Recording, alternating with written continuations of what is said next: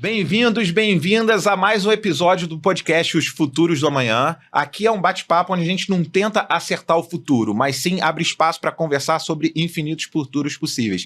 E esse não é um episódio qualquer, esse é talvez o episódio mais importante, né? Com todo respeito a todos os outros que já passaram aqui, mas hoje eu estou trazendo 3 pessoas que estão construindo o futuro da nossa cidade. Aliás, os futuros da nossa cidade.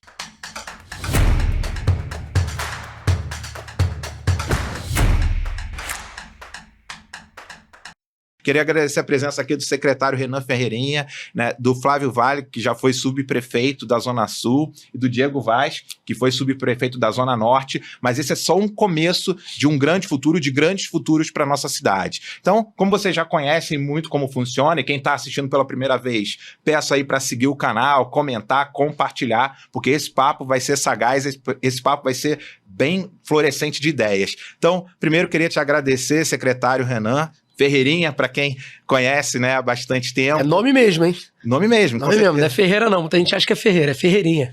Queria que você contasse um pouquinho, né, como é que foi essa experiência como secretário, que já vem aí há bastante tempo com vários projetos estruturantes, projetos que estão transformando a educação no município, né? Não dá pra gente falar de futuro se a gente não falar do futuro das nossas crianças, e não dá pra falar do futuro das nossas crianças sem falar de educação. Então, bem-vindo, fala um pouquinho aí da tua história.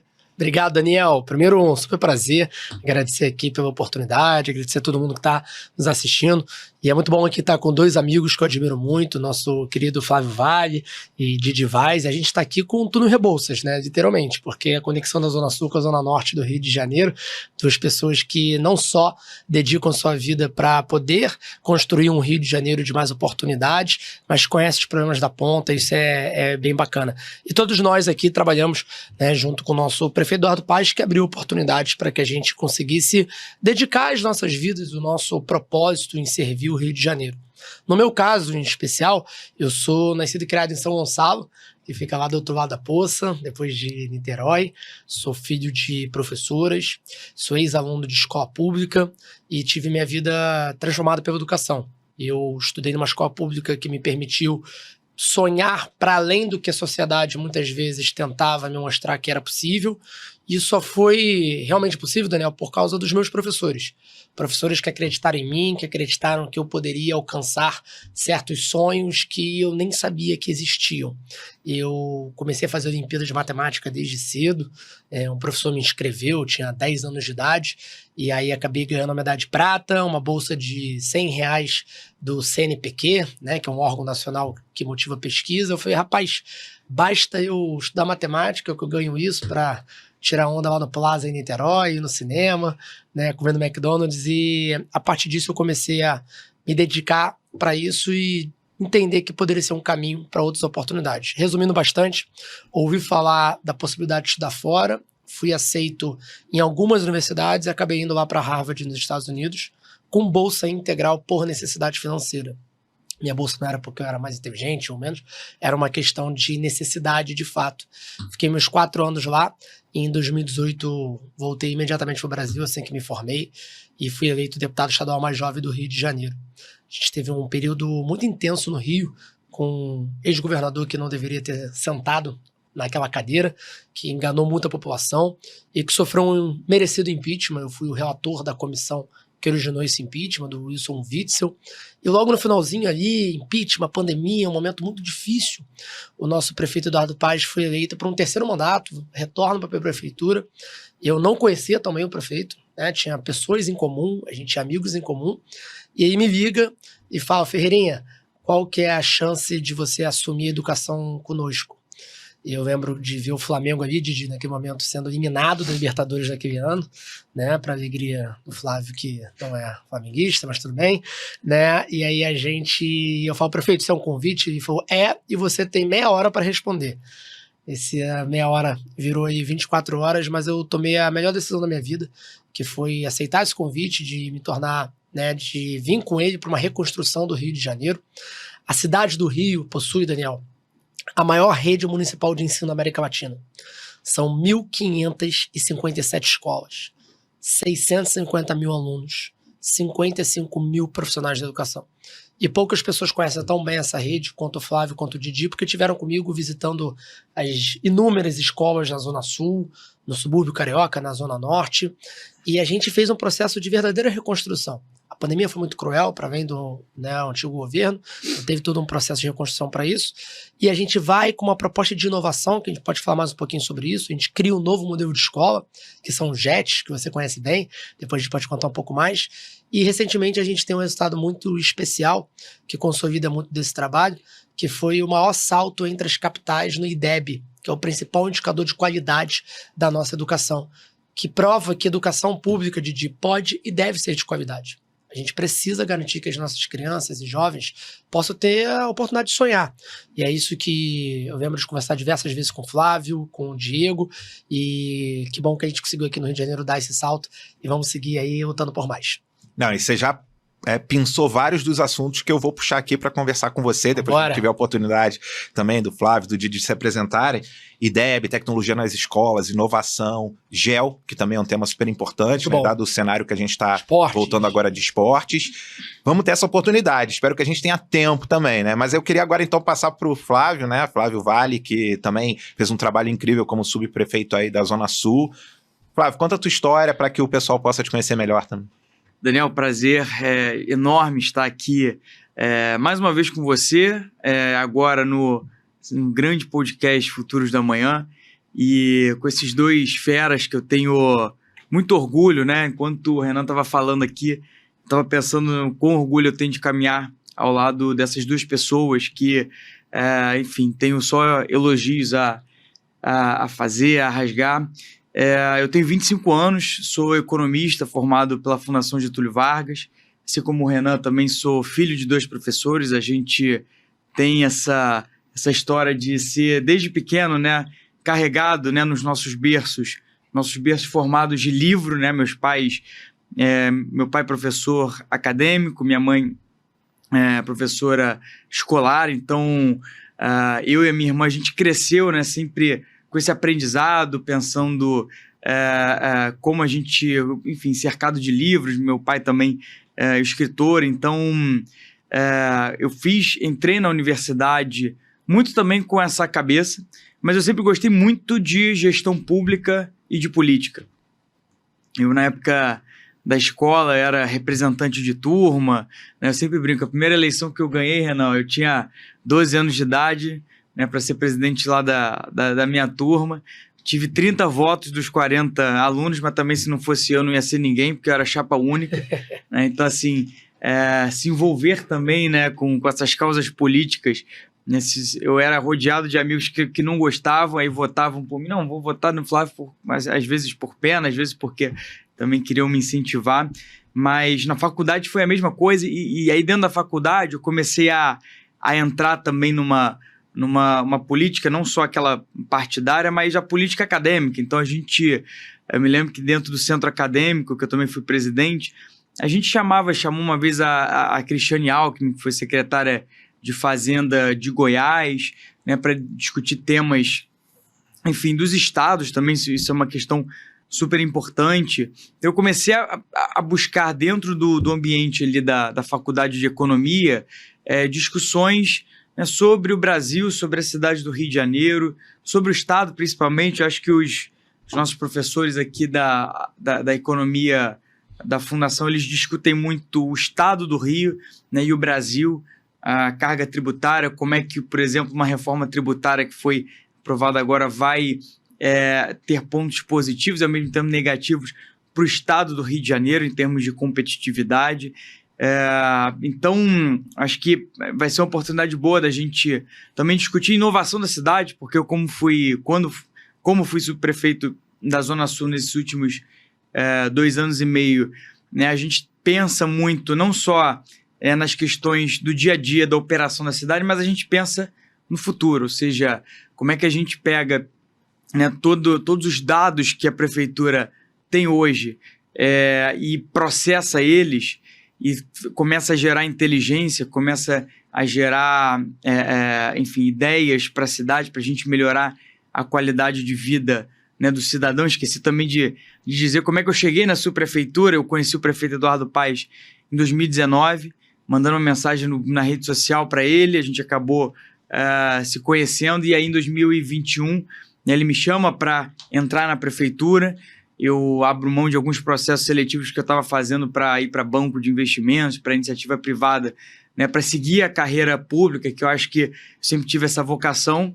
Inicio, Renan, em 2021 como estagiário da Secretaria Municipal de Fazenda, e aí, em 2022 o Eduardo me convida para a subprefeitura da Zona Sul.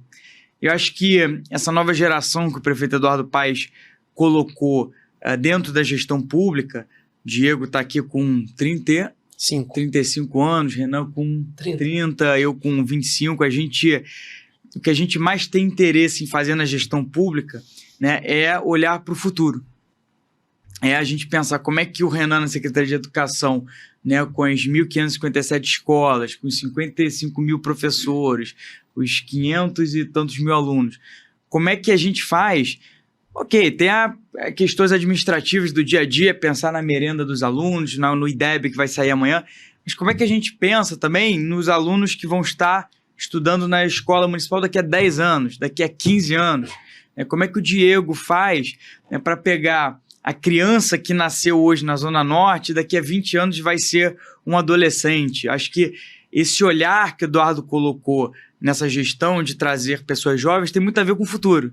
Tem muito a ver de como a gente pode usar os dados que a gente tem para o futuro, para a gente melhorar, né, todas as condições. Eu, semana passada, tive com o presidente do Sindicato dos Hotéis aqui do Rio de Janeiro, né, a ABIH, e ele estava me falando um problema curioso que a gente tem no Brasil, que é o processamento das fichas de turismo.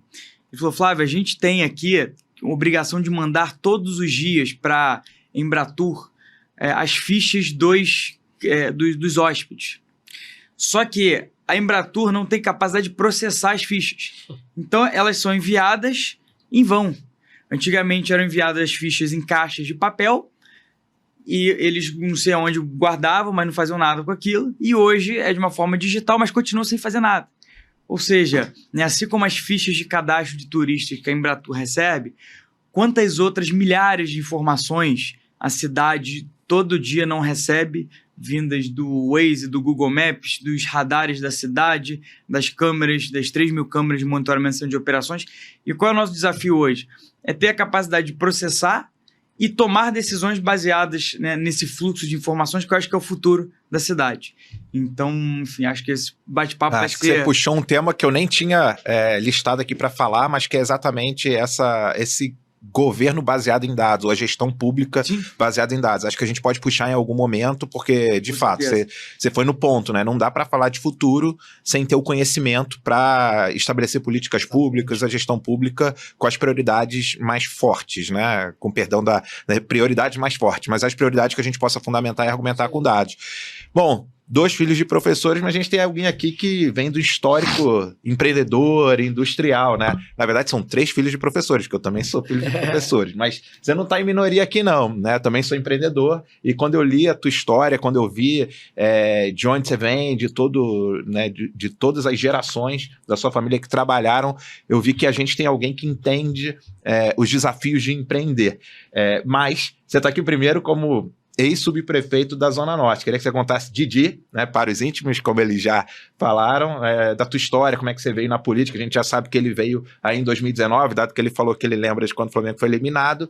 Nós lembramos de 2019, né, que tem um histórico de Flamengo campeão de quase tudo. Graças a Deus. Então, você vê quando é que esse bicho da política, né, te picou? Primeiro, Daniel, te agradecer muito pelo convite, uma honra estar aqui, discutindo o futuro do amanhã, da cidade do Rio, acho que do nosso país também. Agradecer também a presença de craques aqui da nossa política, nosso secretário e deputado federal, Renan Ferreirinha, meu parceiro, meu amigo Flávio, companheiro aí de muitas batalhas na Prefeitura do Rio. E minha história com uma política, diferente do Flávio, nunca fui presidente de Grêmio, nunca disputei, nem capitão de time de futebol eu era. Minha preocupação era fazer gol e comer merenda. Então, a minha história ela começou quando eu pousei no Santos Dumont uma vez no Rio e tinha aquele episódio do prefeito com Maricá. E aí eu postei uma foto do Santos Dumont, aquela paisagem linda, bonita. E aí eu posei aí Maricá, o Rio, tem isso, você não tem. E aí marquei o Eduardo Paz. E aí o Eduardo, nessa vocação que ele tem realmente de seguir jovens e possíveis talentos, ele me curtiu a publicação, me seguiu de volta e ele começou uma relação um pouco de troca e tudo. E na eleição de 2018, o prefeito perde a eleição pro ex-juiz Wilson Witzel e a gente já tinha telefone um do outro. Eu mando uma mensagem, o prefeito me liga 5h30 da manhã, perguntando, te acordei?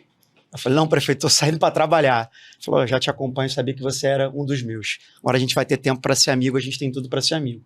Aí começa uma relação de amizade, e aí vem, na campanha de 2020, eu me voluntario para poder caminhar junto dele na campanha, fico ali de ajudante de ordens, no carro diretamente com ele, uma função que o nosso deputado estadual, Eduardo Cavalieri, seguiu também em 2018. Tive o prazer e o privilégio de andar com o prefeito para cima e para baixo, em agenda, em viela, em palanque, e aí me deu uma noção muito do que é realmente política pública, do que são do que é cada cantinho do Rio de Janeiro, né? Tanto as mazelas quanto as necessidades do que a gente passava, né, Renan, em 2020, período de pandemia e também de um abandono da gestão pública.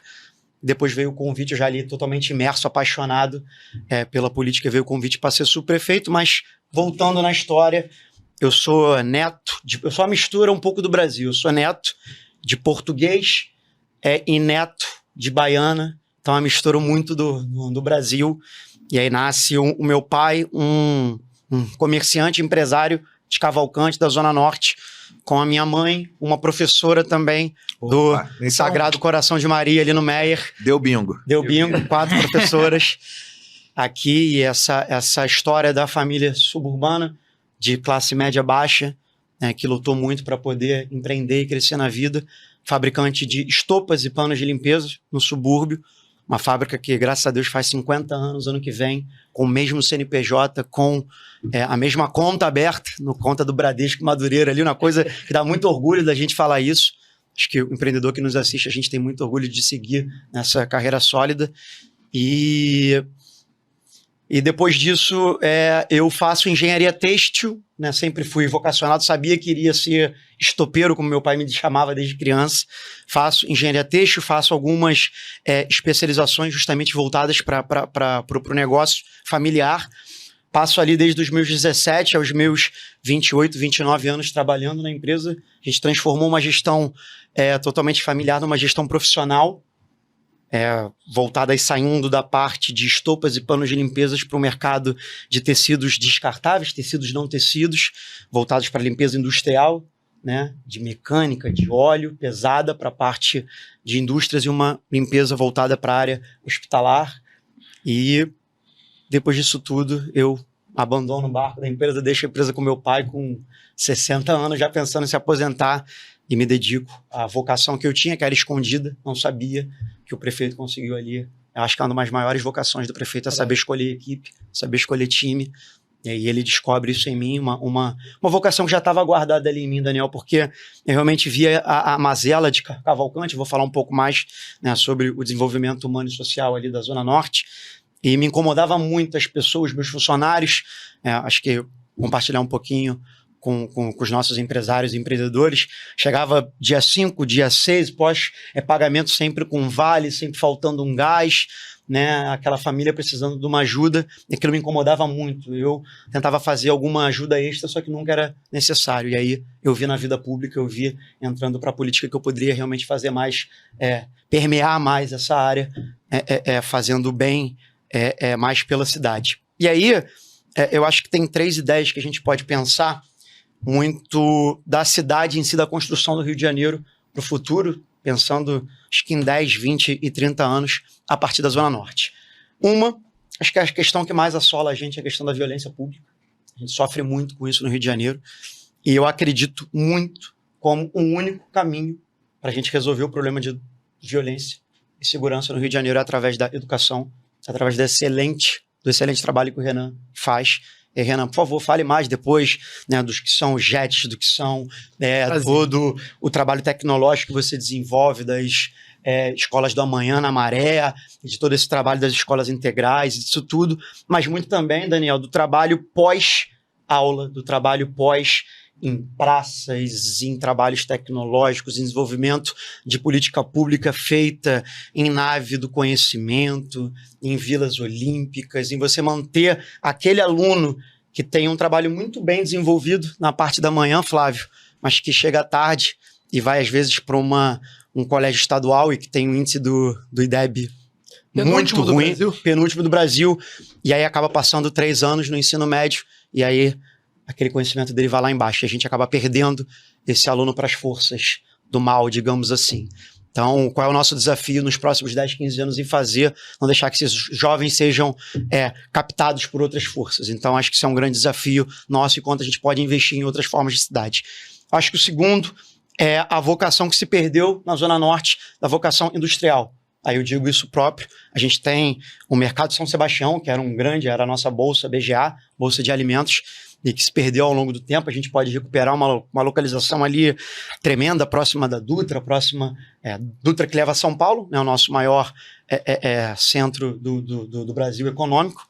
Em breve será o Rio de Janeiro, né, Renan? A gente vai trazer isso para cá, mas ainda e próximo também da nossa Boston Luiz, caminho de Minas e do Nordeste, ou como a gente pode transformar aquele lugar ali num grande polo, num grande centro de distribuição, também, através também da Baía de Guanabara, aí diminuindo ISS, fazendo um canal ali de leis na Câmara Municipal que possam diminuir aqueles imóveis abandonados ali no entorno, da gente diminuir ali o percentual do primeiro imposto de venda que se tem do imóvel para que estimular aqueles empresários antigos que faliram as suas empresas em vender o imóvel para que a gente tenha ali quase um novo centro da cidade que foi feito com o prefeito Eduardo Paes em restaurar o centro da cidade em algumas ações. Então, eu aposto muito na Zona Norte nessa nova vocação industrial, não só da indústria, mas aquela indústria non-fog ou white fog, que se chama, que é a indústria que o prefeito está evoluindo muito, com esse novo centro de matemática aplicada, com essa evolução que se tem muito nas tech, né? Que a gente pode levar sim para a Zona Norte, é um lugar onde se tem a mão de obra um pouco mais barata, o custo mais barato de vida, levar isso um pouco mais para lá. E a terceira forma é porque a Zona Norte agora está mais próxima do centro da cidade, com o novo BRT, através do BRT Transbrasil. Você chega de um ponto mais distante em Deodoro, Flávio, em 40 minutos no centro da cidade, no Terminal Gentileza. Você chega ali de Bom Sucesso, Larim Ramos, em 20 minutos para o centro da cidade. Então, se você for pensar em Manhattan, Nova York, você está em State Island, você está em New Jersey, você não chega no centro da cidade nesse tempo de trem. O Bronx, então, né? Vai demorar, né? Então, não, eu acho que você fez conexões importantes, né? Porque a gente consegue expandir o Rio quando a gente consegue ter essa mobilidade com segurança. Então, né? Não só mobilidade no sentido de poder chegar rápido, mas também de poder se sentir seguro. Muito. E eu acho que quando a gente está falando de educação, quando a gente está falando de emprego, quando a gente está falando de tecnologia, a gente está, de certa forma, criando um ecossistema que só vai alavancar esse pensamento. Eu gostei desses dois, você falou 3. Esse 3 seria a conexão da Zona Norte como um grande centro de mão de obra para alimentar o que o prefeito está fazendo de criar um novo centro da cidade, um novo polo da cidade, que é a região portuária. O prefeito tem investido muito em construções, tem investido muito ali como se fosse, você tá Manhattan de novo ali, como o Lower East Side, mas você tá o Porto Madeiro, né, no Barceloneta, que foi uma área desenvolvida na época das Olimpíadas. O prefeito achou aquela área vocacionada ali com o estádio do nosso grande Mengão, Flávio não fica com ciúmes, a gente vai passar hoje da Libertadores, né? Estamos em 3-1 aqui também? Flamengo e Flavinho. Então, ali, essa área do centro, eu acredito que, falando de amanhã, vai ser ali daqui a 10, 15 anos o nosso novo grande centro da cidade. Então, a Zona Norte pode ser esse local de ser a nova classe média, talvez classe média para média alta também da cidade do Rio de Janeiro, se a gente apostou em infraestrutura, colocando um sistema de transporte rápido. A gente tem uma malha de BRT, a gente tem uma malha de trem, O metrô passa por ali também, então a gente tem os 3 principais sistemas viários da cidade. Então a gente tem que apostar muito em segurança, em desenvolvimento, em infraestrutura. Então a gente tem que pensar na cidade em 5, em 10, 15 anos. Perfeito. Então investindo nisso, eu acho que é isso que a gente tem que pensar pro Rio de amanhã. Legal. Quando a gente fala de futuros do amanhã, em geral a gente usa exatamente essas mesmas janelas, principalmente as duas, né? Que 5 anos a gente é capaz de antecipar. Por quê? Porque 5 anos dependem muito dos nossos projetos, né? Não só dos nossos sonhos, das nossas metas.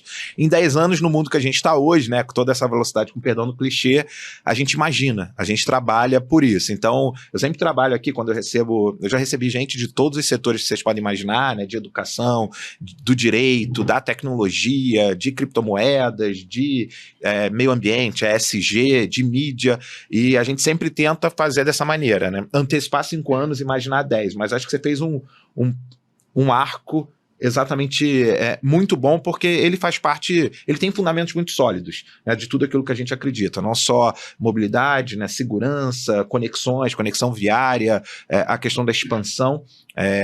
E aí, Flávio, só para você ficar tranquilo, tá? O que nos une aqui é maior do que o que nos divide, tá? O fato de serem 3 rubro-negros e um não rubro-negro, de qualquer forma a gente está aqui unido porque todos nós queremos um futuro, né, ou futuros para a cidade do Rio, que seja um futuro próspero, um futuro onde nenhum carioca ou nenhuma carioca precise pensar em sair daqui para ter oportunidade. Perfeito. Aliás, eu vou falar do livro, né, do Made in Rio, que é um livro que a gente organizou, muito com o legado do IFL, do Grupo Dialogues, né, que vocês tiveram a oportunidade de estar com a gente em diversos momentos. Vamos falar disso, porque o livro ele trata muito exatamente desses desafios de empreendedores e empreendedoras que olharam um problema no Rio, e a gente tem o caso do Marlisson, por exemplo, né, da Transfero, que é um empreendedor preto, que investe no desenvolvimento de pessoas em risco social para que possam dominar a tecnologia, como você citou. Então, acaba reunindo muito do que nós 3 falamos. Então, vou saltar de novo ali, né, pro Renan, pro Ferreirinha, pro secretário, pro deputado, porque a gente teve notícias... Dublê de jogador também, tá? Dublê de jogador, perfeito. Boa. Joga bem, tá? Conhecem. Joga bem. Boa. Camisa 7. Podemos falar de esporte também, em algum momento. Meio Dela Cruz ali. Mas a gente... Boa. Mas como meio de campo você tá bem, né? Você jogou a bola pra cá, a bola pra lá, no nosso papo. Mas a gente teve uma notícia muito boa, né, para educação municipal, para educação das nossas crianças, não só para as crianças, mas para os professores. Você sabe que meu pai é professor, né? Que já falei lá do JET, do André Urani. Muita honra. Muita honra, né? Zona Sul do Flavinho aqui, ó. Tiveram lá recentemente, né? Até para mostrar os novos investimentos e tal. Mas eu queria entender, dentro desse contexto, o que significa esse salto no IDEB e o que vocês atribuem do ponto de vista desses investimentos, desse olhar para o futuro, da tecnologia, do investimento, né, no corpo docente, na infraestrutura, no currículo. O que permite a gente ter esse salto? O que esse salto representa para o futuro da cidade? Não, maravilha, Daniel. Primeiro, fazendo uma reflexão aqui, quando a gente chegou em 2021, a gente encontrou uma situação de terra arrasada, literalmente, porque a pandemia foi muito cruel. Foi muito cruel com a saúde. A gente não precisa nem falar, né, Flávio? Todos nós tivemos alguém querido que a gente perdeu, que foi muito impactado pela pandemia. A pandemia foi muito cruel para a economia, né, Diego? A gente sabe o quanto que empreendedores, empresários, empregos foram perdidos quanto a isso. Agora, a pandemia foi muito cruel também para a educação. Isso é pouco conversado. O retrocesso pedagógico educacional foi muito severo. E aqui no Rio de Janeiro, você ainda tinha um governo com uma dificuldade muito grande de entrega. Para além de achar quem é mais bonitinho, mais feinho, você tinha uma dificuldade de tocar a cidade, de priorizar o principal equipamento na garantia de direitos básicos, que se chama escola. E escola municipal, você sabe, Daniel, tem uma capilaridade que nenhum outro equipamento tem. Não tem nenhum equipamento no nosso país que consegue chegar em cada canto de uma cidade quanto as escolas municipais do Rio de Janeiro. São 1.557 dentro de uma escola, dentro de uma cidade. É uma magnitude muito grande. Então a gente chegou e o nosso primeiro desafio foi fazer um grande diagnóstico de entender qual é a fotografia, onde que nós nos encontramos, o que foi destruído, o que a gente pode voltar a realizar. E uma política educacional, no melhor sentido possível, para que a gente consiga ter avanços pedagógicos, ela é classicamente montada sobre um tripé, que envolve avaliação, material pedagógico e formação. a formação continuada. Muita gente critica ou às vezes questiona a importância de você ter a avaliação. E nós somos aqui grandes defensores de você ter uma avaliação, não para sair comparando todo dia, ranqueando todo dia uma sala, ou um aluno ou outro, mas para poder identificar as lacunas de conhecimento que o aluno tem e, a partir disso, conseguir ajudá-lo. Eu quero saber se o Flávio da turma 1502 aprendeu ou não porcentagem. Eu quero saber se o Diego da turma 1803 entendeu ou não aquele gênero textual. Se sabe ou não fração. E aí, a partir dessa avaliação que a gente voltou a fazer bimestral, eu consigo adaptar a minha formação continuada dos professores. Falar, ó, vamos focar mais em fração, vamos focar mais agora nessa questão aqui em língua portuguesa. E consigo adaptar o meu material pedagógico. A gente usa o material do PNLD, que é o Programa Nacional do Livro Didático, mas a gente também tem aqui o nosso material Rio Educa, que a gente pega as habilidades que são pensadas, aonde que os alunos estão com mais dificuldade e vai adaptando a cada semestre nesse processo também. Então é algo muito interessante. Só que a gente também colocou um quarto pilar, que é muito importante, e aqui é um pouco da cultura de gestão do prefeito Eduardo Paes, que é um gestor público muito focado em metas, em métricas, que é o acompanhamento e monitoramento de cada unidade. Então, basicamente, junto com esse papel de monitoramento, a gente cria o nosso programa que é o GRA, Gestão de Resultados de Aprendizagem. Na Prefeitura do Rio, Daniel, cada área tem um acordo de resultados, onde a gente estabelece o que a gente quer ser quando a gente crescer. Que é um período de 4 anos. O que você quer ser? Onde você quer chegar no final dessa gestão? Cada área aqui, na Subprefeitura da Zona Sul, na Subprefeitura da Zona Norte, na Secretaria de Educação do Rio, a gente colocou, nós queremos chegar em tal estágio do IDEB, nós queremos estar com 50% das nossas escolas em ensino integral, e conseguimos, nós queremos chegar em 200 ginásios educacionais tecnológicos, que é o modelo de escola mais inovador do Brasil, que reúne a metodologia STEAM, que é ciência, tecnologia, engenharia, artes e matemática. Basicamente, é o aprender com a mão na massa, né, Flávio? Várias experiências que nós tivemos aí, Jet Pedro Ernesto, André Urani, diversos locais onde você vê a criançada, né, ali aprendendo, construindo, quebrando a cabeça, aprendendo o que pode ser feito, com as nossas escolas na Maré, com as nossas escolas Jacarezinho. Em cada canto da cidade você tem essa lógica de construção, até um pouco do empreendedorismo. Como você fala, olha lá, o que eu trabalho com o que está sendo, sendo ofertado. E a partir disso, com esse monitoramento e planejamento, a gente monta esse quadripé, onde cada escola do Rio de Janeiro passa a ter uma meta específica, passa a contar com o nosso apoio, e a gente tem essa obsessão de fazer com que o Rio de Janeiro possa dar um grande salto no IDEB.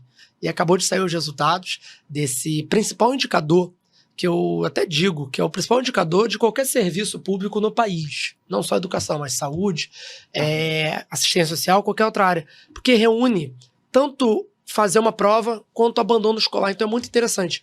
E o Rio foi a cidade entre as capitais que mais saltou na prova do IDEB. A gente foi de 12º lugar para 5º lugar nos anos finais, assumimos o primeiro lugar do Sudeste, o primeiro lugar da região metropolitana do estado do Rio. Nos anos iniciais a gente foi de 14º para o 8º lugar, 2º lugar do Sudeste. Fomos também para o segundo lugar, para o primeiro lugar da região metropolitana do Rio também nos anos iniciais, ou seja, um salto enorme. Enquanto o Brasil caiu nos anos finais, nós crescemos. Enquanto o Brasil cresceu nos anos iniciais, nós crescemos mais ainda, e mostra que dá para fazer.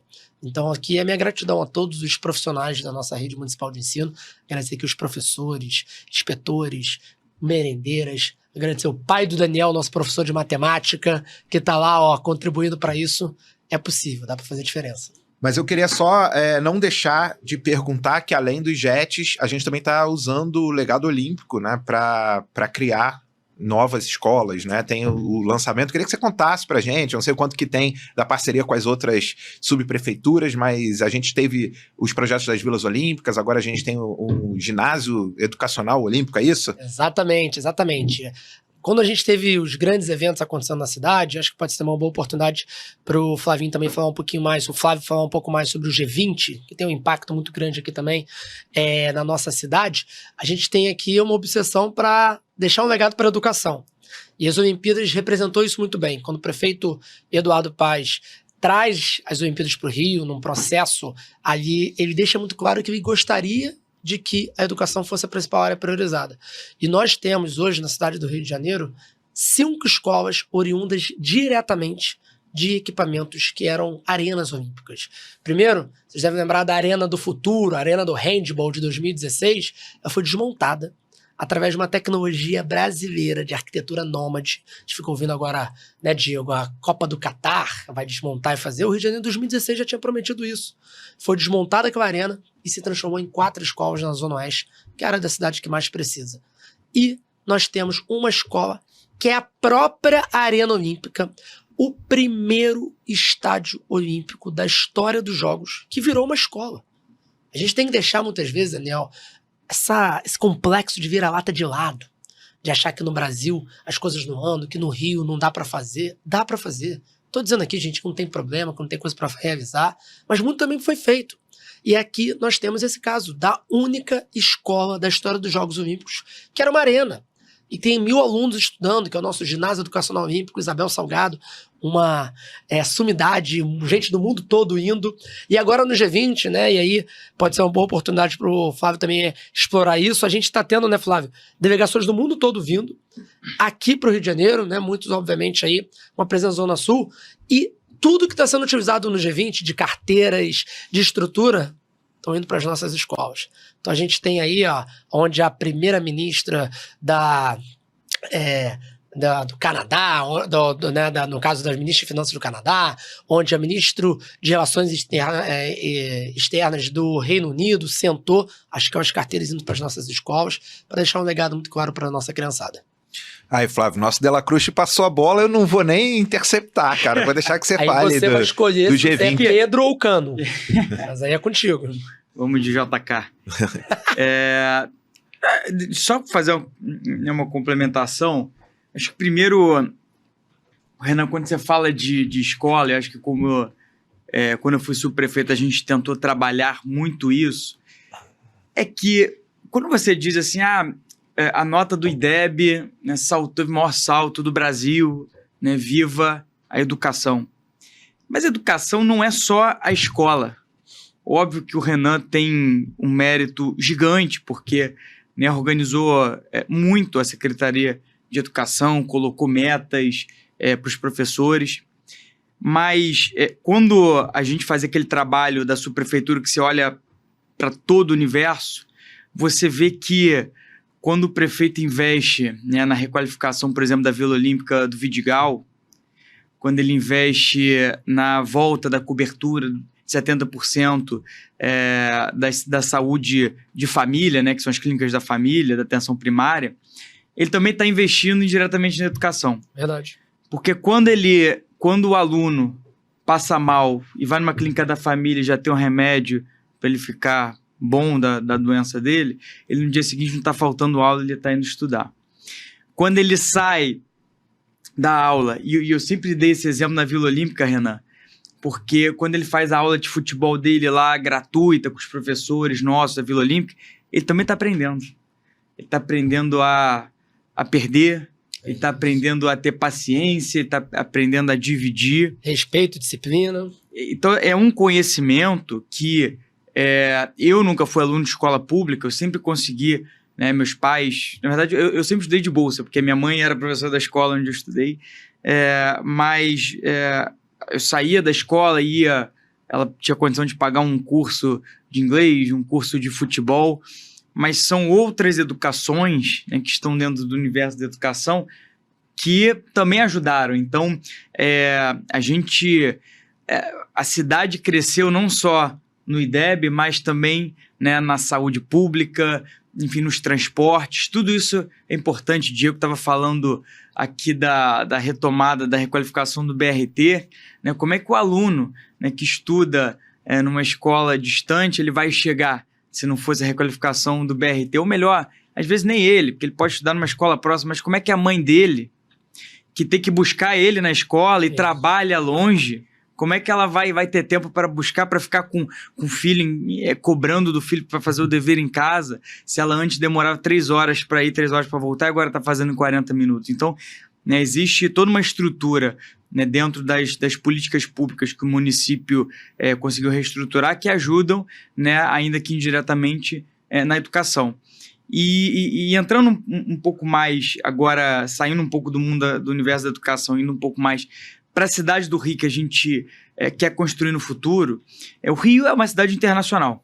Isso é inegável. Quando você fala de Brasil, né, a pessoa sempre lembra de Copacabana, lembra do Rio de Janeiro, antes de falar da capital. As pessoas ainda acham, né? O gringo ainda acha que a capital é o Rio de Janeiro, mas porque o Rio ainda continua sendo capital do turismo, capital da inovação, enfim, de um monte de coisa que ainda não é mais a capital administrativa, mas a gente ainda é a capital de um monte de coisa, inclusive, né, do conhecimento, com certeza, do conhecimento do mundo acadêmico. Um hub, né? As maiores instituições de ensino do país ainda estão no Rio de Janeiro. A gente tem, inclusive, o IMPA, que o prefeito, né, fez questão de colocar no Porto Maravilha, no centro da cidade. A gente tem a UFRJ, a FGV, a melhor escola de economia da América Latina, é do Carioca, né, que eu tive a oportunidade de me formar. Renan também foi ex-aluno da IPGE.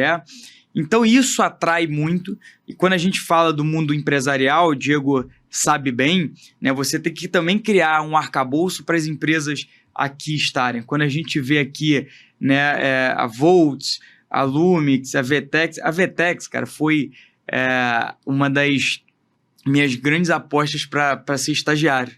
E no final, quando eu abandonei todos os processos seletivos, eu olhei e falei, cara, eu tô nesses processos seletivos da Vetex, quero muito, mas tem o convite do Eduardo, vou fazer o seguinte, vou seguir o processo seletivo. Até que eu um dia recebo um e-mail falando, Flávio, infelizmente, você na última etapa, a gente acabou escolhendo outro candidato, vamos colocar teu currículo no banco aqui de currículos, muito obrigado.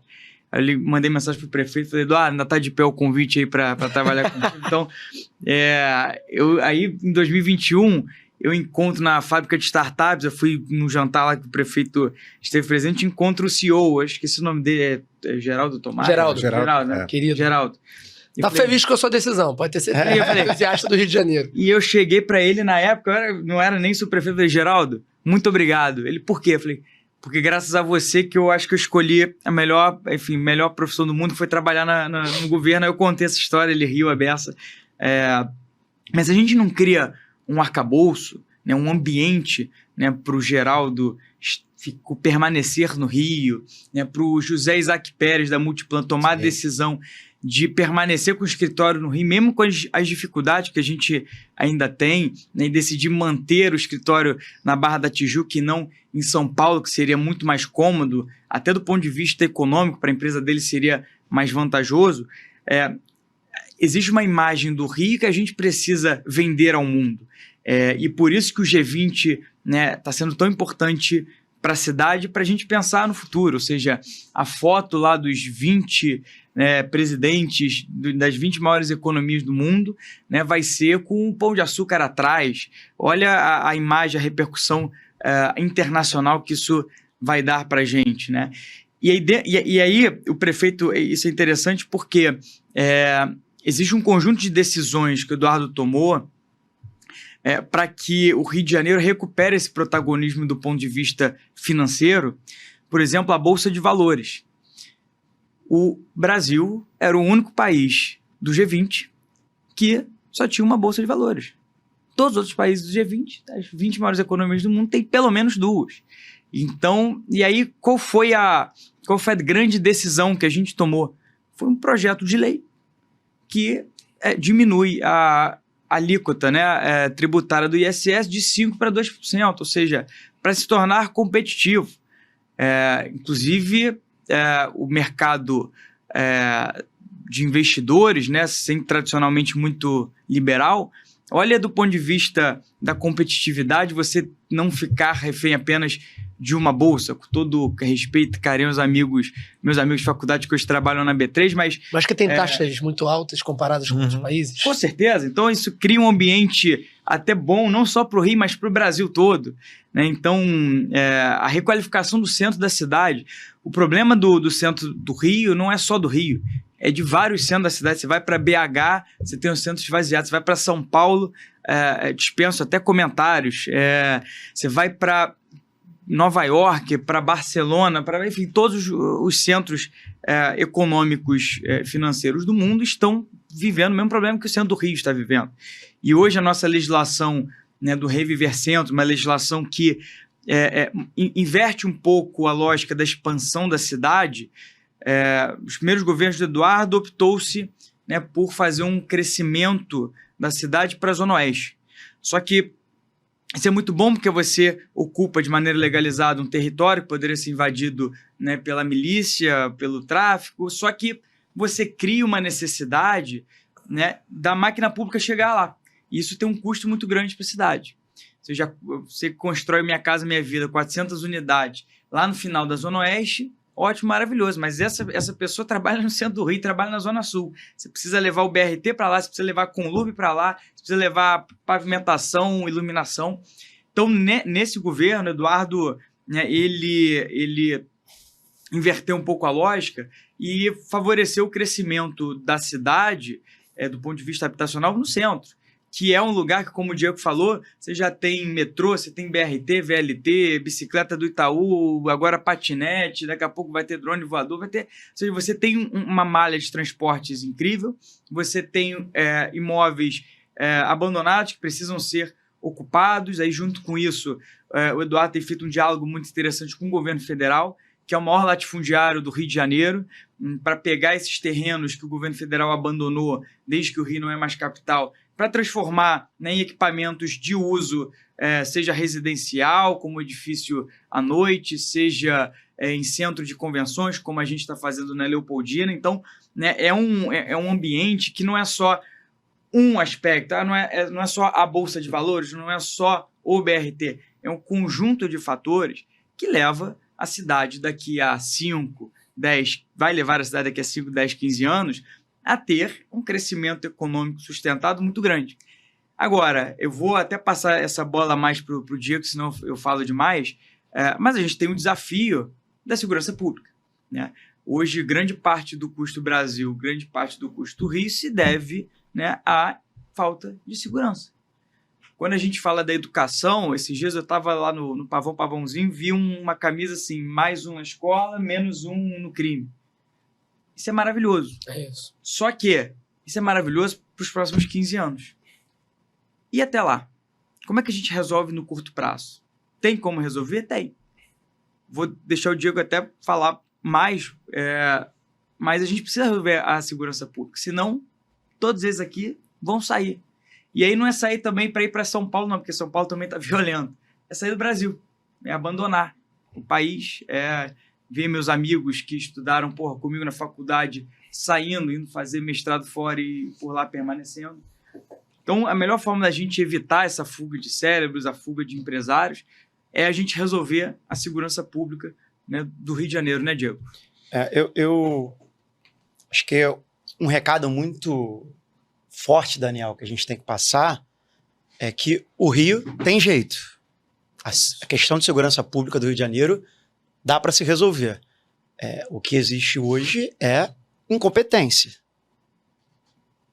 O município do Rio de Janeiro, ele é perfeito? Não. A Prefeitura do Rio de Janeiro tem seus defeitos? Temos vários. A gente passar aqui, a gente vai apontar, vai ficar horas aqui falando. Só que o que você tem que diferenciar é que no município do Rio de Janeiro você tem uma política pública que tem início, meio e planejamento para 10, 15, 20, 30, 40. Você começou o governo Eduardo Paes com um planejamento estratégico para 4 anos e para os próximos 30 anos. Muito bem desenhado e feito pelo nosso deputado federal, Pedro Paulo. E aí eu vou dar um recado, antes de falar do qual é o meu pensamento, Flávio, muito sério para os nossos agentes públicos servidores. Você, policial, civil, militar, que está na ponta. É você que vai para o combate, seja nas comunidades, ou você que está na delegacia fazendo uma investigação. Eles não têm condições mínimas de trabalho. Você vê que a viatura ela não tem, às vezes, gasolina, aí é o empresário. Quantas vezes empresário você já não teve que ajudar o batalhão consertando uma viatura? Ou ajudando a pagar a folha para poder imprimir numa delegacia? Ou comprar água para poder... Sabe, isso não existe. Você precisa de planejamento mínimo para você ter a condição mínima de funcionamento. E segundo, você precisa de estratégia, você precisa de política pública, você precisa de coordenação. E hoje o que falta muito na segurança pública é isso, é uma estratégia, uma coordenação. você hoje sabe que já foi mais do que provado que investir mais em viaturas, mais em carros, mais em fuzil não é a solução para a segurança pública do Rio, né? Você viu que hoje o prefeito do Rio de Janeiro, o prefeito Eduardo Paes, pegou todo o core que ele tem, os nossos centros de operações com as 2.000, 3.000 câmeras que a gente tem na cidade, e investiu no nosso centro de monitoramento para servir de inteligência, enviar essas imagens das câmeras, enviar esse centro, né, de referência para auxiliar na segurança pública do Rio. E tem resolvido diversos casos. Você pode usar também a iniciativa privada, de colocar várias câmeras dessas, que os próprios moradores pagam por essas câmeras e colocam elas em vários locais para que ela ajude na resolução do crime. Então, você tem que trabalhar com antecedência. Você tem que fazer investigação por onde estão entrando as armas, onde estão entrando as drogas. Você sabe onde é que são os pontos de venda. Às vezes você entra em nível amarelo e nível vermelho de fechamento de clínica da família. Quantas pessoas morrem por falta de planejamento em termos de segurança? Então, assim, o quanto já foi utilizado em termos de inteligência artificial para reconhecimento de padrões como arrastão, como projéteis de armas, né? Como percepção de que você está transportando maior peso dentro de um carro, de um veículo, nas nossas entradas de Dutra, de Washington Luiz, de peso de droga, nas nossas câmeras, de sensor de calor para a gente detectar que estão vindo drogas para dentro do município, do estado. Ninguém se discute isso. Só vão se discutir mais a instalação de cabine, de centro presente, de cabine com viatura, com giroflex, né? Eu tenho, às vezes, dó do soldado, do cabo, do major, que está ali em pé à noite, 2 horas da manhã, na nossa 24 de maio, Renan Ferreirinha ali encostado, esperando alguma coisa acontecer com ele. Gente, isso não é política de segurança da cidade. Então, Flávio, te respondendo e sendo muito sincero, Daniel, Muito bom. eu acho que falta realmente um planejamento de segurança pública. Falta um plano, igual a gente está discutindo um plano aqui, falta um plano para que a gente tenha um combate à violência, um combate à venda de drogas e um combate a toda a desordem que está acontecendo no Rio de Janeiro, mas isso feito com planejamento, feito com dados, feito com monitoramento e feito com estrutura para que os nossos servidores públicos estaduais concursados, nos casos dos policiais, civis, militares, eles tenham condições de trabalhar. Em 2021 houve a venda da SEDAI, né, a concessão, e é curioso, porque o município levou uma parte, né, do dinheiro e outro governo do estado. O município pegou, dentro desse planejamento estratégico que a gente formulou, né, na época para 30, 40 anos, e aplicou esse recurso nesse investimento, ou seja, dos 5 bilhões que a prefeitura levou, a gente diluiu nos investimentos. São investimentos como túnel em Campo Grande, que é um túnel que vai durar, sei lá, pro resto da vida. É muito complicado você, município, ir numa direção, né? Na educação, a gente, em primeiro lugar, medalha de ouro, aí você vai ver o IDEB estadual é o 2º pior do Brasil. E qual é o prejuízo, né, Renan? Que uma criança sai do ensino fundamental e vai para o ensino médio e passa esses 3 anos sofrendo essa carência, né? O que você faz ali, Daniel, por exemplo, com uma criança que fica 9 anos no JET? Para pra pensar nisso. O cara entrou primeiro ano no ensino fundamental no JET, vai ficar 9 anos. Vai fazer o quê no ensino médio sem ter uma continuidade dessa política pública? Só para finalizar esse ensejo necessário aqui, porque são fatos, ninguém aqui está trazendo situações, são fatos. No IDEB, enquanto o Rio de Janeiro teve o maior salto entre as capitais, o estado do Rio de Janeiro teve uma queda absurda. O estado do Rio de Janeiro está na penúltima colocação do IDEB, o principal indicador de qualidade da educação brasileira no país. Só para ter um dado, nós temos escolas de anos finais do ensino fundamental, tanto no município quanto do estado. Na cidade do Rio de Janeiro, todas são municipalizadas, mas você vai para outra cidade, vai para a minha cidade natal, São Gonçalo, você vai para Niterói, você vai para o interior, você vai para a região dos Lagos, você tem escolas estaduais que têm do 6º ao 9º ano do ensino fundamental. A média Brasil é 5. O Brasil estagnou, as capitais caíram. O Rio de Janeiro foi para 5,2 cidade. A média do estado é 3,8. É o mesmo perfil do aluno. Isso não pode ser normal. Uhum. Isso deve ser encarado como um grande absurdo. E acho que é um pouco do que a gente tem tentado mostrar. A minha esperança é que com toda essa mudança nas metodologias de ensino, né, a gente desenvolva jovens que aprendam a aprender, que tenham essa curiosidade, que assim como você lá no início, né, participou das Olimpíadas de matemática, a gente tenha também todas essas diversas Olimpíadas para os diferentes talentos, e quando eles cheguem nesses anos finais, que não são mais da esfera da educação municipal, né, a gente já chega no estadual, a gente já consiga mudar esse contexto. Agora, voltando, né, até para o contexto da cidade, voltando, sabendo também até, né, muito que o Didi falou da questão da segurança, a gente sabe que tem diferenças de competências, né, de cada uma, esferas de competências diferentes. Mas a gente não vai por aquele caminho de dizer, a cidade não tem nada a ver com segurança, porque a gente sabe, já viu aqui o quanto que tem. O quanto que tem na educação, o quanto que tem no contexto fora da sala de aula, né, que eu me lembro bem quando eu fui vice-presidente do Flamengo, que a gente falava muito da questão de não adianta só você preparar aquele atleta de base para jogar futebol. Você tem que dar a base educacional, tem que dar a base da saúde, a base do idioma, né? Porque mesmo aqueles que vão dar certo ou aqueles que, infelizmente, não vão continuar como atletas, eles possam ter diferentes perspectivas na vida. Eu acho que aqui a gente pode fazer um paralelo. A gente falou de educação, a gente falou de ambiência, de contexto, a gente falou de oportunidade para a família, falou de retorno à industrialização, falou de marca da cidade, acho que você falou bastante, né, Flávio, da marca da cidade, da visão que externamente tem da cidade. Agora você citou também a questão da Bolsa, né, liderado por um time incrível, né? Chicão, querido. Isso, o Chicão, do ponto de vista da cidade, né, da secretaria, mas a gente teve todo o time lá da TG, do Cláudio Prakovnik também, super querido, super amigo, super próximo. Então, não só a iniciativa privada junto, né, nessa parceria com as autoridades, com essa questão de contexto tributário, né, que o Flávio citou.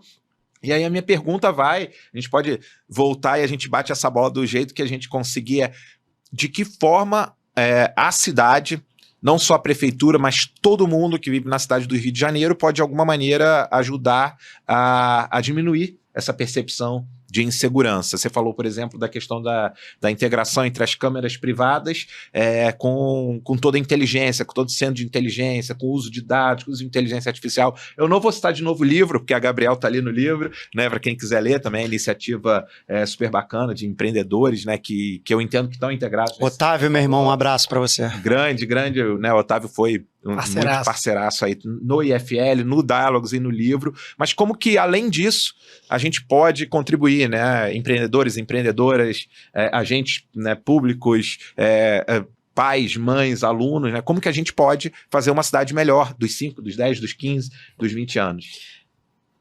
Eu vivi muito isso na Zona Norte, Flávio também, porque o subprefeito lidava muito com zeladoria.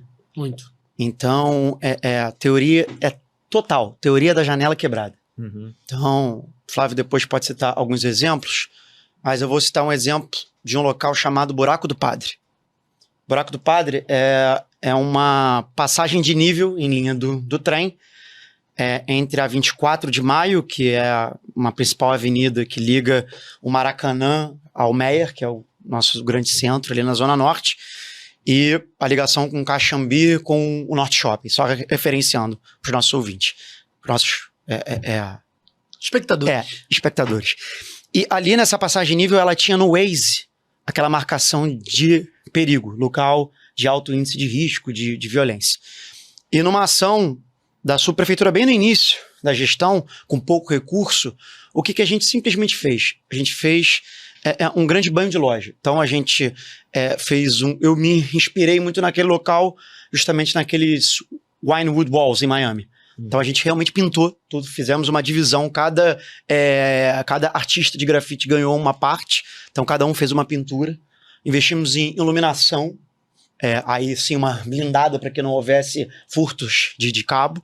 Ali tinha um local de enchente, alagamento, resolveu com uma parte da Rio Águas, eu já estou envolvendo 3 órgãos ali. Né? A gente fez uma nova sinalização, toda com melhoria de temporização com a Sat Rio.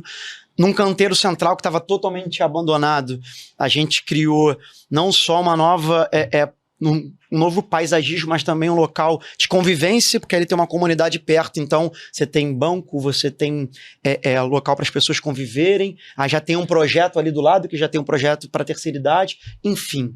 Isso tudo fez com que o local, em 1 ano e meio, saísse daquele lugarzinho de violência do Waze, por intervenções única e exclusivamente da Prefeitura do Rio de Janeiro em zeladoria. Diego, mas não teve nenhum caso de violência? Teve, já tiveram casos de violências ali, como arrastão ou como outras coisas. Mas o que a gente tinha de nível de violência, de furtos, de assalto à mão armada, de qualquer coisa, isso caiu drasticamente. Então, eu acredito muito em espaços recuperados pela Prefeitura em termos de zeladoria. Vou passar a bola para o Flávio, um que eu acho sensacional, maravilhoso, é o Parque Garota de Ipanema, onde fica a sede da Prefeitura. Um lugar lindo, maravilhoso. Que vista, né? Imagina. E que aquela passagem, né, Flávio, ali, do lado do arpoador para ir para outro lado, aquilo ali, acho que as pessoas sentiam muito medo de passar.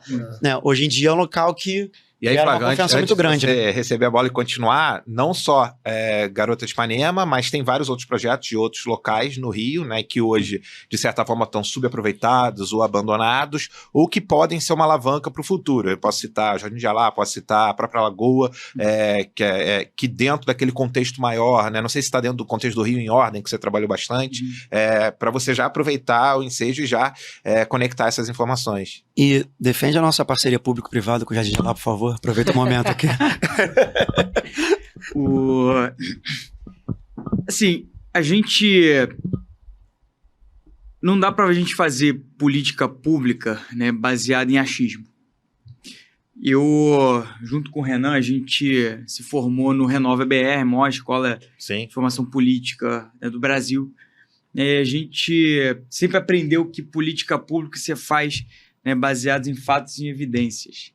Dados e evidências, e não em achismo. Então, quando o Diego lá pega o buraco do padre, revitaliza, né, ele não é o achismo dele, não é a pintura. Você tem uma evidência, você tem teoria da janela quebrada, né, você tem lá a inspiração do Giuliani, quando foi prefeito de Nova York, querendo fazer o negócio de tolerância zero. A gente tem alguns casos, né, na Zona Sul, tem uns pequenos também. Eu não tenho um buraco do padre, mas eu tenho ali o viaduto de Laranjeiras, que você sai de Santa Bárbara, tem aquele viadutozinho que vai te deixar na sede do melhor time do Brasil. Todo dia eu tinha que fazer operação com a Guarda Municipal, com o Lurbe, porque jogavam entulho, era usuário de droga, ia pra lá. Falei, cara, vamos licenciar 2 food trucks, a gente botou o food truck. Perfeito. O food truck botou a luzinha, o food truck, verdade, posso construir um banheiro? Eu falei, cara, deve. Aí teve um painel ali do Nando Reis que fizeram. Exatamente isso. Hoje é um outro lugar, né? Assim como ele, você tem ali, em frente ao Palácio da Cidade, um terreno abandonado do governo do estado, que foi o antigo 2º Batalhão de Polícia Militar, e que estava sendo usado, né, para servir de hotel para usuário de droga. Então, o que a gente fez? A prefeitura foi lá, aumentou o muro, né, do batalhão, colocou arame farpado, pintamos ele todo de branco, agora está entrando uma pintura, inclusive do G20. Eu peguei a ruazinha do lado ali, né, foi toda asfaltada, né, tinha uma pracinha ali toda abandonada, foi totalmente revitalizada. Fez um parcão. Fizemos um parcão, né, o Renan mora ali perto também, você tem cachorro não? Né? Não. Deveria ter. Educação e causa animal. O Petkovic. Essa eu vou levar pra casa. Acho que a gente não vai ter tempo. Você também tem uma atuação muito forte, né, nessa questão da saúde animal, desse afeto animal, causa animal. Mas enfim, e o Parque Garota de Ipanema, como o Diego falou, foi um caso típico, porque além de você ter aquele espaço degradado, né, você tem um potencial muito grande. O Parque Garota de Ipanema hoje tem a melhor vista do Rio de Janeiro. Você olha as outras, muito consagradas, mas você sobe no mirante ali do arpoador, é um negócio assim, inacreditável. E estava abandonado. A gente chegou lá, revitalizamos o parque todo, colocamos 30 câmeras de segurança, que hoje quem paga é o privado. Né? Por quê? Porque o privado do entorno quer ter segurança para a região. Então, né, quase que o investimento que eles fazem no próprio negócio. E hoje é um parque totalmente seguro, tem a Guarda Municipal lá dentro. E aí, como vocês falaram, né, quais outros espaços a gente tem na cidade? O Jardim de Alá é um caso típico. Icônico, né? Icônico. Ou seja, todos os prefeitos, desde 1990, tentaram revitalizar o Jardim de Alá. A prefeitura largou para agora entregar para o privado. todos os prefeitos tentaram fazer. O Conde, o Marcelo Alencar tentou fazer, o César Maia tentou revitalizar, né? O Conde tentou fazer, o César Maia depois tentou, né, fazer. Ele tinha um secretário de meio ambiente, um tal de Eduardo Paes, né, que tentou. A notícia, assim, é mais segurança para o Jardim de Alá. Né? O Eduardo queria tirar as grades do Jardim de Alá. Porque existe também a teoria que diz que você, quando você coloca a grade, você, na verdade, está dando a falsa segurança internamente, mas externamente você está assumindo que você existe em segurança. Então, Jardim de Alá hoje é o maior potencial que a gente tem na cidade, do ponto de vista turístico, né, urbanístico, e de a possibilidade ali da integração, né, de um dos maiores, de 2 bairros que são os mais ricos, né, da cidade, Ipanema e Leblon, que hoje está completamente abandonado. Mas um potencial enorme. Você liga ali, Renan, a Lagoa Rodrigo de Freitas, que hoje está balneável. Né? Hoje a gente tem um projeto de naturalização pela primeira vez na história, né? Primeira vez em 100 anos, a Lagoa está voltando a crescer. Existe um canal que integra a Lagoa, né, com as 2 maiores, mais bonitas praias do mundo, e você tem ali um canal, um jardim totalmente abandonado, que a prefeitura há 30 anos tenta recuperar e não consegue. Agora, com esse projeto, a gente vai conseguir, né, entregar mais do que uma revitalização, um novo propósito para o Jardim de Alá. Aí tem ali uma associação de moradores. Creche. Não, o projeto é incrível. O Renan Ferreirinha vai colocar uma creche municipal lá, mas quem vai bancar, ele só vai colocar o professor. Quem vai bancar a operação, quem vai pagar a conta do ar-condicionado é o privado. Vai ter quadra lá, ginásio poliesportivo, com ar-condicionado. Quem vai bancar é o privado. Vai ter parcão, 2 parcões. Um para cachorro de pequeno porte, outro para cachorro grande. É um negócio assim, gourmetizado. Vai ter banheiro público. Botar o bicho com o Rottweiler, não, né? Não pode. O Rottweiler apanha, né? Ou seja, você vai ter parquinho de criança, academia da terceira idade, banheiro público. Então, assim, vai ter uma integração muito grande, né? Não só com a Cruzada São Sebastião, mas também com toda a cidade. Ou seja, lazer é direito também. Diego está inaugurando um monte de parque, né, na Zona Norte, 2 ou 3 parques na Zona Norte. O prefeito está construindo 5 grandes parques, né, fora da Zona Sul, para mostrar que lazer não é um luxo, é direito. Mas a gente tem que entender também que o Jardim de Alá é de todos, e não só ali de uma minoria. Eu faço questão de enfatizar, porque é realmente uma minoria que você tem ali no Jardim de Alá que é contra. Se você pegar... Imagina o luxo, Flávio, de eu vir e fazer um piquenique no Jardim de Alá, né? Pô, trazer um vinho, segurança, tomar cerveja. Segurança. Imagina o negócio ali. Claro. Nosso Rio Sena, né, do Rio de Janeiro, maravilhoso. Então tem que ser evoluído mesmo. Vai estar um pouco mais limpo que o Não, certamente. Não é aquela bobeira de Paris, não. Aquela coisa. Senão precisou as Olimpíadas de Paris acontecerem para a gente entender a dimensão do que foi, né, as Olimpíadas de 2016. Mas enfim, é isso, Diego. Eu falando aqui de Jardim de Alá, a gente na Zona Sul tem explorado muito parcerias público-privadas. Então você tem o Jardim de Alá, é um caso. O Mercadinho São José, Laranjeiras, né, outro exemplaço, né, ícone. Mas hoje, você tem, por exemplo, na tua área, você tem o Parque Madureira, tá saindo o Parque Piedade, Verdade, onde era a antiga Parque Pavuna.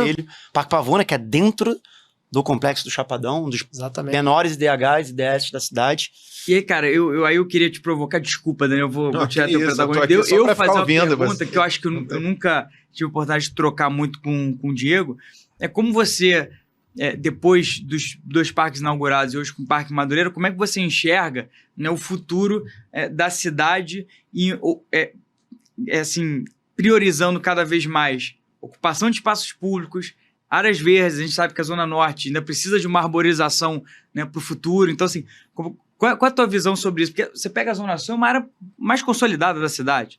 Assim, hoje eu não penso lá em criar uma nova praça. A gente já...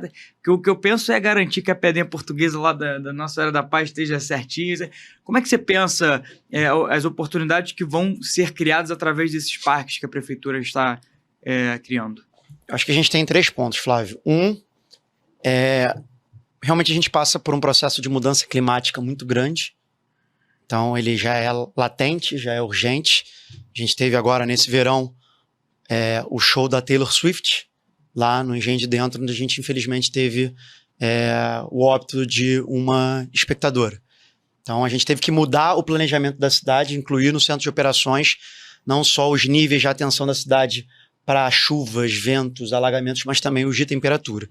Então, Flávio, muito boa a sua pergunta. Quando você cria parques na cidade, você acaba criando pulmões verdes, você acaba criando centros de diminuição de temperaturas para que você possa realmente fazer com que a cidade ela seja melhor ambientada. E o desenvolvimento da Zona Norte ele não aconteceu de uma forma muito sustentável, né? Você teve uma expansão muito industrial e as casas ocorrendo junto com ela. Então, a gente precisa desse novo planejamento na Zona Norte a partir dos parques e que a gente tenha um novo projeto de arborização da Zona Norte, muito diferente do que foi feito antigamente, tanto na Zona Norte quanto na Zona Sul, dessas amendoeiras aí que prejudicam muito a nossa cidade, né? Então, isso tem sido feito pela nossa Secretaria do Meio Ambiente, desse replantio das árvores e também dessa criação de abaixar a temperatura desses grandes centros de calor. Então, o primeiro Parque Piedade e o Parque Pavuna se juntando ao Parque Madureira e a criação de outros mini parques na cidade.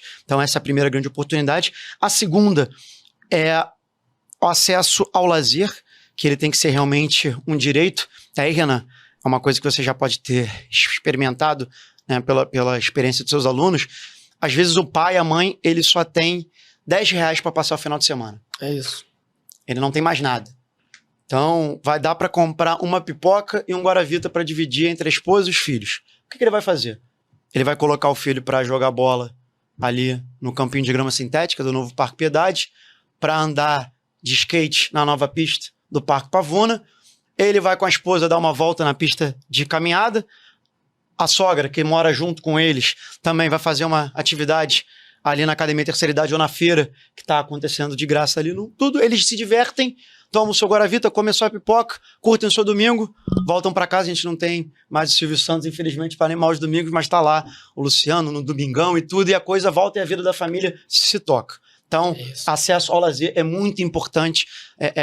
Todos nós, acho que a gente tem um lado mais de privilégio, né? Da gente, às vezes, tem acesso a um clube, acesso a uma praia, mas as pessoas mais carentes do Rio de Janeiro não têm acesso a isso, e isso muda a vida delas. E o terceiro, eu acho que é muito aposta dessa guinada, dessa mudança da segurança pública, é esses parques ficarem disponíveis com projetos da prefeitura, com projetos da Secretaria de Esporte, né, financiados pelo poder público. Você usar o campo de grama sintética, a quadra de areia, a pista de skate, para desenvolver novas vocações desses novos jovens pós-escolas. A gente pode sim ter uma nova Rebeca Andrade, a gente pode sim ter um novo campeão de judô, uma nova campeã de atletismo, através desses parques que estão perto dessas áreas que a gente tem que parar de só investir. Eu fui atleta de futebol, mas só em campinho de futebol. A gente tem que pegar as nossas áreas públicas e investir para que as nossas crianças tenham essa vocação esportiva. E o Flávio citou muito bem, se não for um campeão olímpico, não tem problema nenhum. Você já sai com a disciplina do esporte, você já sai com aquilo tudo incumbido, e você pode ser muito bem um engenheiro, pode ser muito bem um médico. Você aprendeu a ter disciplina, acordar cedo, respeitar seu técnico. Então você forma pessoas melhores para o futuro. Então eu acredito muito, Flávio, nessa interação desses parques públicos nessas três vertentes. Galera, eu como carioca fico super lisonjeado, feliz, né, de ver a qualidade técnica, a qualidade, os fundamentos que a gente tem, né, de pessoas que estão ajudando a construir o futuro da cidade. Eu poderia ficar aqui, né, mais umas 4, 5 horas, né, os assessores ficaram meio tensos quando eu falei isso, não vamos ficar 4, 5 horas. Mas a gente tem mais uns 30 temas para falar, né? A gente falou de educação, falou de tecnologia, falou de esporte, falou de lazer, falou de marca da cidade, falou de mobilidade, falou de industrialização, quer dizer, falamos de Flamengo, falamos de coisas muito grandes. Laranjeira. Né? Flamengo, Laranjeiras. Aliás, quando você falou ali, né, o melhor clube do mundo, do Brasil. Dali surgiram grandes atletas do melhor clube do mundo e do Brasil. Em Xerém, no caso, mas passaram por lá. Mas brincadeiras, sem clubismo. Eu acho que tá todo mundo aqui porque é carioca, que é o melhor do... Carioca, tendo nascido em outras cidades próximas, mas carioca de coração. Né? Eu queria que a gente deixasse uma mensagem não final, mas uma mensagem de futuro, pensando aí nos próximos 5, 10, 15, 20 anos que vocês citaram bem, né? E aí, Ferreirinha, se você puder não só falar de educação, porque eu acho que você hoje é um cara de educação, tua história tem muito a ver com a educação, mas você é um cara de visão muito ampla, né? Uma capacidade técnica, conhecimento, um histórico super bacana, também sabendo aí que vocês vêm do Renova, né? Que formou diversos talentos enormes para a nossa política brasileira, que precisa sim de renovação, que precisa de mais gente fundamentada em dados, em gestão, em ferramentas empresariais. Eu acho que a gente só está vendo todo esse crescimento por conta da junção de talentos com boas metodologias, ferramentas, e a crença na cidade que isso que é importante, não é apenas por política, é política também, mas é por capacidade. Então eu queria que você falasse depois, né, Flávio, Didi, para a gente encerrar e eu poder dar aquele fechamento final, porque a gente estourou o tempo, né, que não é disponível, não é necessário ou suficiente, né, a gente precisaria de mais, mas vamos embora. Muito bom, Daniel, te agradecer pela oportunidade, Diego, Flávio. Eu queria que repetir um pouquinho do que ambos disseram, o Didi, né, citou isso de uma maneira muito direta, que o Rio tem jeito. O Rio voltou a dar certo, é um processo, a gente sabe que não está tudo perfeito, mas tem muita coisa que melhorou. Tem muita coisa que o Flávio conseguiu fazer junto com o prefeito Eduardo Paes na Zona Sul para conseguir melhorar no ordenamento público, melhorar a ocupação dos espaços. Tem muita coisa que a gente conseguiu fazer na educação, na saúde, na mobilidade. Tem muita coisa que o Didi conseguiu fazer na Zona Norte, que conseguiu resgatar esse orgulho de ser suburbano, de a gente conseguir falar assim, o Rio de Janeiro pode ser uma cidade onde o carioca deseja estar, onde o mundo deseja estar e onde a gente pode conseguir manter aqui os nossos talentos. Quando a gente olha para um Empatec, que é a nova faculdade da matemática, quando a gente olha para Leopoldina, o que vai ser aquele espaço, quando a gente olha para o estádio do Flamengo, realmente ali, mas que tudo acontecendo com os 4 grandes clubes do Rio de Janeiro, com um projeto de cidade que também favoreça esse nosso soft power, né? Esse ativo que nós temos cultural, o Rio é desejado. E o que ainda não foi feito é possível de ser resolvido.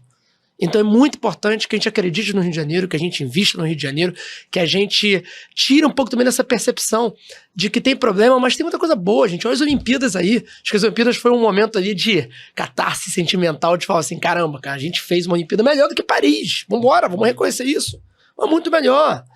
Pô, aquela cena, Flavinho, da galera entrando pra fazer o teatro em Copacabana. Boa. E você olhando pro Rio Sena, com um cara saindo de lá infectado.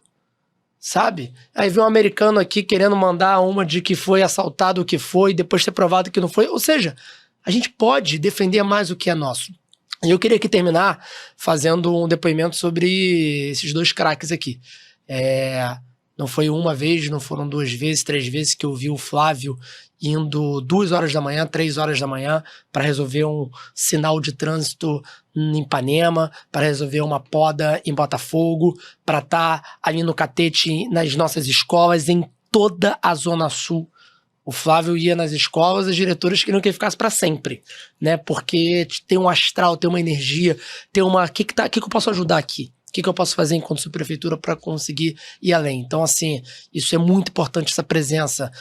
A prefeito Eduardo Paes começou como subprefeito na mesma idade do Flávio. Passa o filme na cabeça de todo mundo que estava naquela época e de todo mundo que hoje tem o privilégio de, né, trabalhar junto com ele. O Diego, com a alma do subúrbio carioca no sentido mais pleno possível, Diego. Com as dificuldades que a gente sabe quando a chuva desce, tá lá alguém desentupindo o ralo durante a madrugada, de ajudando uma senhora, de indo nas vilas, as vilas de Madureira que a gente foi. A gente sabe que é nessa presença que o que é sufoco se transforma em empatia, se transforma de que, ó, você não tá sozinho. Porque muitas vezes no final do dia é isso, é para isso que a prefeitura serve, é para isso que o poder público serve. Então, que privilégio da cidade do Rio de Janeiro de ter Diego Vaz, de ter Flávio Vale como representantes, né, da nossa cidade no sentido de liderança. Então, obrigado, Daniel, super prazer. Eu agradeço o teu tempo, eu sei quantas escolas você tem que visitar toda semana, todo dia, mas obrigado também por esse trabalho que a construção do futuro passa, perdão do clichê, mas passa por essa educação, e eu acho que a educação no Rio tem se transformado com inovação, com tecnologia, com formação, que a gente já falou, não quero ser repetitivo. Só queria lembrar que a gente sempre faz essa brincadeira com a questão do futebol, mas eu também quero ver, né, acho que meus amigos rubro-negros vão ficar chateados com isso, mas eu quero ver os clubes cariocas crescendo, não só os 4 grandes, mas os que não são tão grandes, mas que representam bem essa alma, né, do subúrbio, que nos brindaram com grandes atletas. E recentemente eu tive acesso a um estudo, né, ali pelo time do Chicão, do Marcel, né, de como que o esporte, o futebol impacta na economia. Esse pai de família que tem R$10, muitas vezes ele depende do esporte até para ter a sua renda. Ele é o vendedor de Guaravita, ele é o vendedor de pipoca, ele é o profissional que fica ali na segurança, né, de um grande evento esportivo. Então eu acho que o papo ele veio muito por essa integração de frentes. É muito importante quando a gente está pensando no futuro de uma cidade, de um estado, de um país, esse pensamento sistêmico, né? Não é um monte de coisas separadas, é um sistema onde cada investimento, seja naquele trechinho que está inseguro, impacta, por exemplo, na vinda de um turista, né, para Copacabana, porque a sensação de segurança passa por toda a cidade. Muito bom. E aí, Flávio, queria que você desse também pra gente, né, você talvez seja o cara aqui que tem um futuro mais longo, né? Vocês estavam brincando aí com a idade. Estatisticamente falando, é isso. Né? Eu sou... Vocês estavam falando, um tem 35, outro 25, outro... Pô, eu tenho 35 há uns 2 mandatos e meio, né? Então, acho que eu vi muita coisa 30 no Rio 15, né? 30 15, mas... Eu queria que você falasse dessa tua energia, dessa tua crença de ter... ali no meio do processo entre vou trabalhar numa grande empresa de tecnologia, vou trabalhar junto com o prefeito, né, para construir uma nova cidade. Que visão é essa que você tem do futuro da nossa cidade? Acho que o primeiro ponto é que, às vezes, tem gente que pensa muito no futuro, né, e acaba deixando de se envolver e fazer algo no presente para o futuro. Então, óbvio que como eu falei, assim, meu berço é totalmente acadêmico, e eu cresci vendo muito isso, muita teoria, muito livro, muita leitura, mas essa experiência que eu tive na prefeitura, ela, além de eu ter conhecido pessoas maravilhosas, grandes referências, que eu até hoje, né, me inspiro muito, me aprendo muito, até pela minha pouca idade, mas eu acho que um dos grandes ensinamentos foi a gente também, às vezes, sair um pouco do mundo da leitura e ir para a realidade, né? Óbvio que é tudo muito bonito, tudo muito organizado, planejado, quando você vê um livro, uma tese de doutorado, quando você vê aí, né, movimentações políticas também, e por isso que eu acho que o Renova é interessante, porque, né, ele não é um movimento antipolítica. Você vê aí muita gente falando que, né, o Rio tem problema, tem que ser ajeitado, mas são pessoas que, ao mesmo tempo, são antipolítica. Não, tá tudo ruim, não quero me envolver, né? Se você for parar para pensar, sem você se envolver na política, sem você estar dentro da gestão pública, você não consegue resolver.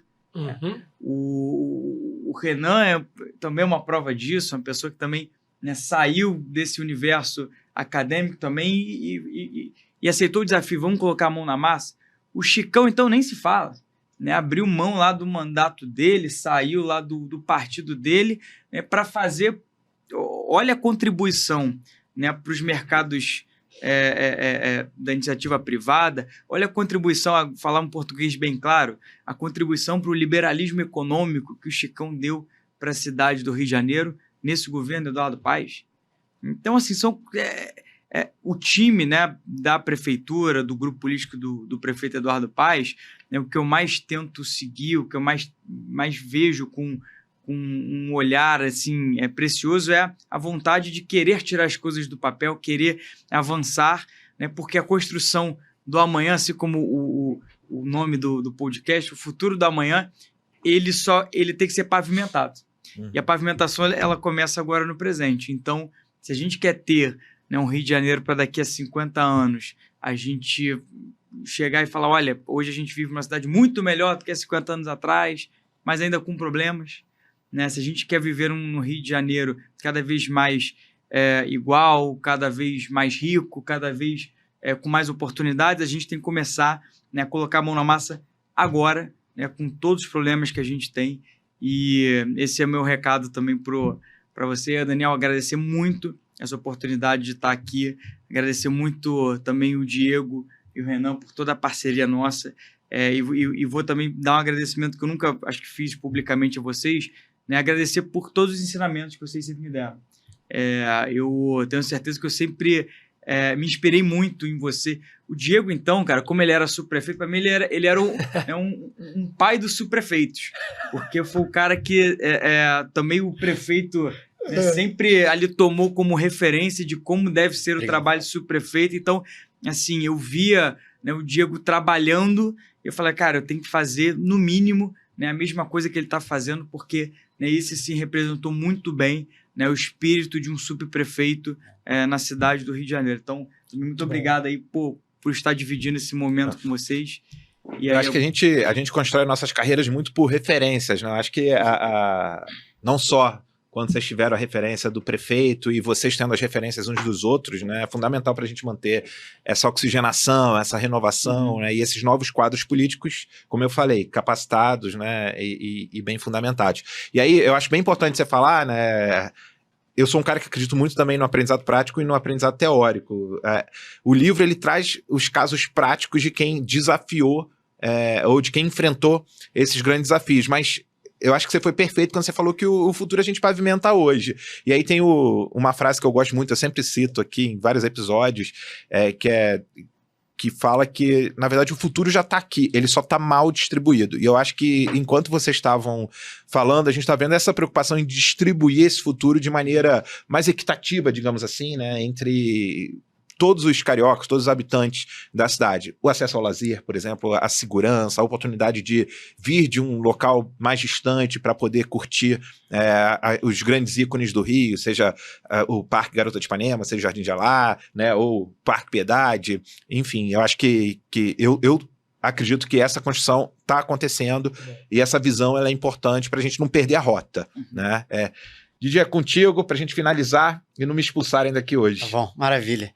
Daniel, primeiro te agradecer mais uma vez, que luxo poder estar aqui, poder expor ideias, a gente que fica muito preso à operação, tanto na época subprefeitura e da nossa vida política, a gente poder oxigenar, falar, trocar ideias, isso é importantíssimo. 3 recados de novo. 1, a toda essa classe empresarial, a todos esses que estão citados no seu livro, que invistam muito no Rio de Janeiro. Vai começar a ficar caro investir no Rio de Janeiro. Tá? O Rio de Janeiro, tanto da Zona Norte, tanto da Zona Sul, dos imóveis do centro, é a oportunidade agora, porque aqui tem um time muito qualificado, muito bom. É só a gente pegar um exemplo de um cara que foi para Harvard, estudou, se formou e hoje é o nosso secretário de Educação Municipal. Que luxo que a gente tem na cidade do Rio de Janeiro. Então, não dá para investir em outro lugar que não for o Rio de Janeiro, certo? Então, façam daqui o seu lugar para se viver, porque é lindo, porque é maravilhoso, porque são as melhores praias, é o melhor clima, são as pessoas mais amenas, mas porque tem gente muito qualificada que se doa, que abre mão, como o Flávio abriu, de seguir uma carreira acadêmica, de como seguiu de estar no mercado financeiro, podendo ganhar a qualificação do Flávio, 23 anos, podia estar ganhando o triplo, quádruplo do que ele está na Prefeitura do Rio, mas está vocacionado, é um garoto de coração enorme e está aqui se botando à disposição da cidade. Então, vocês todos que estão nos observando, que estão nos escutando, deem valor a essas pessoas que estão aqui, deem valor a quando o Flávio vai fazer a reunião dele às 11 horas da noite, às 9 horas da noite, para falar de política, para poder fazer com que vocês acreditem que sim, tem um Rio melhor. Invistam nessas pessoas, porque são elas que vão realmente cuidar do seu presente e do futuro das suas famílias. E o terceiro recado que eu queria deixar, e o último, é uma coisa que o prefeito Eduardo Paes me ensinou, que governar é igual ser pai ou mãe. Se é pai de mais de um filho, se você tem 2 filhos, um filho e uma filha, você não ama mais o seu filho, você não tem preferência entre um e o outro. Mas sempre tem aquele que tem mais um pouco de dificuldade, que vai um pouquinho pior na escola, que tem a dificuldade no esporte. e você preferencialmente dá mais atenção a esse filho. Não é que você ame mais esse filho, mas você tem que dar mais preferência a ele. Então, que a gente siga fazendo política pública para quem mais precisa. Que a gente siga colocando os nossos esforços para as áreas mais necessitadas da cidade. E que eu não tenho dúvida, Daniel, que se a gente pensar no Rio daqui a 5, daqui a 10, 15 anos, investindo muito com política pública em saúde, em educação, em infraestrutura, em transporte, nas áreas mais carentes do Rio de Janeiro, nós todos da cidade vamos nos beneficiar muito em todos os quesitos. Eu acho que vocês dois falaram das duas facetas que juntas fazem esse futuro poder acontecer. Primeiro é o liberalismo econômico para quem quer investir, trabalhar, construir.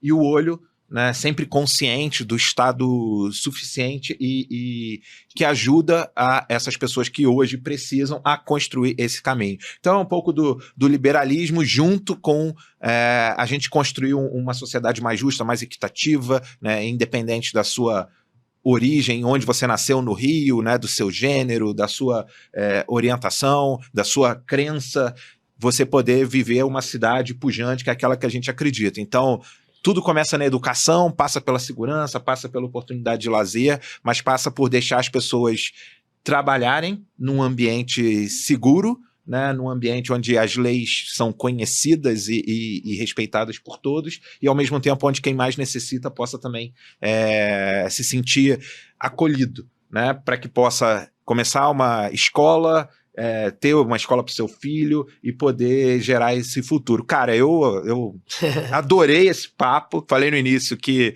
talvez seria um dos mais importantes, é claro que eu gostei de todos os papos que eu tive aqui, mas acho que eu nunca tive a oportunidade de estar com 3 pessoas que estão vocacionadas, né, para a construção da nossa cidade. E aí, obviamente, eu já falei do livro pra caramba, não vou falar mais não, deixar um aqui para você, Didi, um aqui para você, Renan. Flávio já tá com dele. Obrigado, uma das Daniel. coisas que a gente viu com muita frequência, né, a gente sempre perguntava por que você decidiu abrir sua empresa no Rio?